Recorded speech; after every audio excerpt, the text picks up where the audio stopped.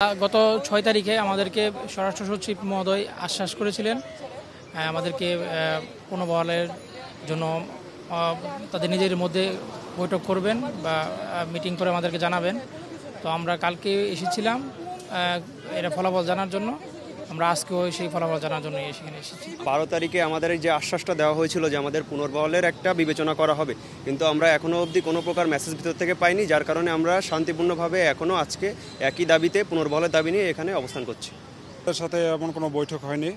আমরা গত ৫-৬ তারিখ যে অবস্থান কর্মসূচি দিয়েছিলাম সেখানে স্বরাষ্ট্র সচিব আমাদেরকে আশ্বস্ত করেছিলেন। ইভেন সে আল্লাহর দোহাই দিয়ে বলছিল যে আমাদের বিষয়টা উপর মহলে জানানো হবে, কিন্তু আমরা ১২ তারিখ হয়ে গেছে, আমরা কোনো ফলাফল পাইনি। সেই কারণে আজকে আসলে আমরা ফলাফলের প্রত্যাশা এখানে দাঁড়িয়েছি। আমাদের তো ওখান থেকে সুস্পষ্ট কিছু জানানো হয়নি, কিন্তু আমরা আশাবাদী যে আমাদের কিছু একটা জানাবে। এর জন্য যে আমাদেরকে ৩২১ জনকে পুনর্বহাল করবে কি না করবে সেটাই জানাবে আর কি।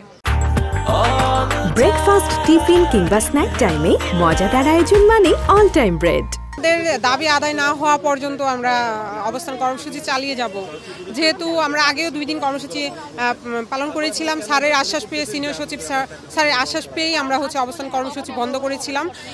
তো আজকেও আমরা জানি না আমাদেরকে কি ফলাফল দেওয়া হবে। আমরা 6 দিনের বেশি অপেক্ষা করেছিলাম তাদের কথাই, যে আমরা তো আশাবাদী যে তারা আমাদেরকে নিয়ে পজিটিভ কিছু করবেন। যেহেতু আমরা কোনো অন্যায় করি নাই, আমাদের উপর টোটালি অবিচার করা হয়েছে, আমরা ন্যায় বিচার পাওয়ার প্রত্যাশাই আমরা তাদের উপর আশাবাদী যে নিশ্চয়ই তারা আমাদের ব্যাপারে পজিটিভ কোনো সিদ্ধান্ত নেবে।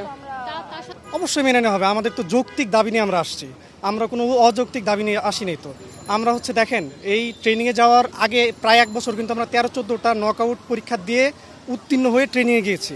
তারপরে আবার 12 মাস ট্রেনিং করেছি। তো এটা তো আমাদের যৌক্তিক ন্যায্য দাবি, এটা তো অবশ্যই মেনে নিতে হবে সরকারকে। এটার কোনো নাই, ব্যত্যয় ঘটবে না আশা করি।